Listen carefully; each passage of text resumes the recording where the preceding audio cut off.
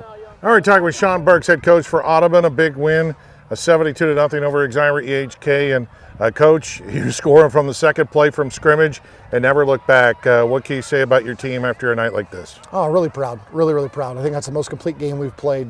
I was a little bit worried, just homecoming distractions and playing a rival and all that jazz that goes into it. So I think it shows how focused our group is, even with other stuff going on. They're here for a reason. They want to get better every week. They want to have fun.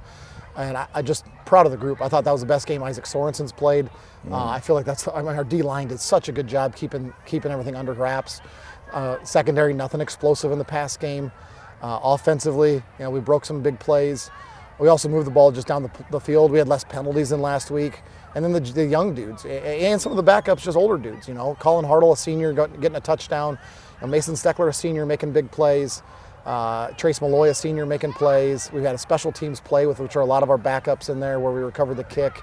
And then, the freshmen, Aiden, Jorgen, Mason all had touchdowns tonight. We've talked about their names for years. We know they're coming. We're excited to watch them as freshmen. So to really see it 1 through 34 tonight with our roster, everybody got in. A lot of guys made big plays. It's fun that they can all turn the film on this weekend and see themselves on the field on homecoming on a 72-0 win. And I think our guys are motivated that we'll flush this after 12 hours. We'll be happy about it. We'll celebrate some success Monday at film. But we're going to turn the page pretty quick to St. Ed's because that's a big one next Friday. You mentioned Soren said he wasn't a starter week 1 at Cam. He's a starter for you now. There were some times where he just blew off the ball, and he was making plays at that nose guard spot. What can you say about his progress and what he's done this year to earn that starting spot? Yeah, Isaac's more of a week-to-week matchup. We knew they had a little bit of a smaller center tonight, so we were going to go with more of our big package where Isaac's at nose and Colton's at D end. We have 4 D linemen that are really starters. This week Eli didn't get the start, and I thought he came in and played really well when he was in and played some more special teams. So Eli, Gabe, Colton, 3 seniors, and Isaac's a junior. We have a lot of faith in those guys up front. And if you're not going to double Isaac and you're going to try to run to the strong side and try to get a reach block on a kid with his size and his power, it just wasn't working for him, and it really set us up for success tonight. So proud of him, because if he can give us that kind of performance week in and week out, it really does frees up Austin at linebacker, frees up our secondary to play a little more aggressive, because we know that if a D lineman's getting in the backfield quickly, it really limits how long we have to defend, which is really big. You have a lot of pieces that, like you say, came in and Casper Bauer runs for some hard nose, Kiergaard at backup quarterback. I mean, there's some guys here that haven't started that are getting playing time, and they're making the most of it. I mean, you didn't run the game up by any stretch. Those guys just continue to make plays. I guess it shows, goes to your depth, which you got to be ecstatic about. Yeah, we talk about it. We have, some years we have 1s and 2s. And this year we feel like we have 1s and 1.5s and 2s. It's not 1s and 2s and even 3s. We feel really good about our backups. Like tonight, we had seniors coming in, juniors coming in, the second half rotating in. A lot of them play special teams.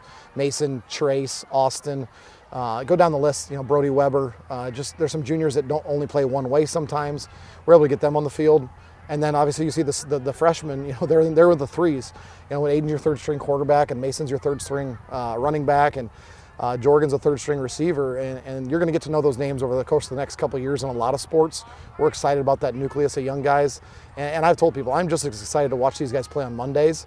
On Monday I get the privilege of sitting in the press box at home games, let my assistant coaches coach it. I get a little different vantage point and can see some stuff there, and Mondays are just really fun because these are the kids that work really hard during the week. Sometimes they get a special team, sometimes they get a late snap in the 4th quarter.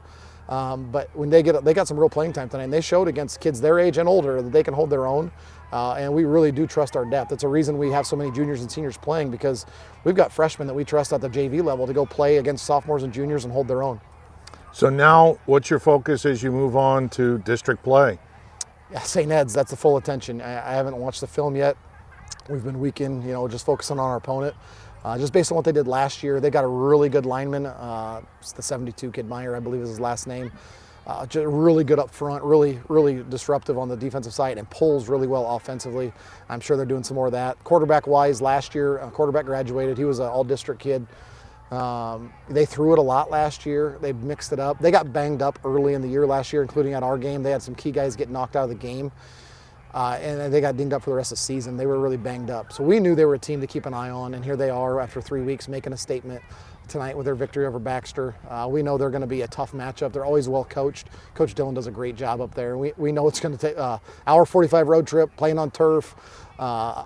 just a different type of opponent. It's going to be a tough week of preparation, but hopefully our kids, we told them, flush this victory after 12 hours. Sometimes we give you the 24-hour rule, but this week it's more of a 12-hour rule. We've got a lot to prepare for this weekend, watching film on their own, as coaches watching on our own, and Monday when we get together, I expect a focus group. Coach, appreciate it. Best of luck next week in Fort Dodge. Thanks so you. much. Appreciate it.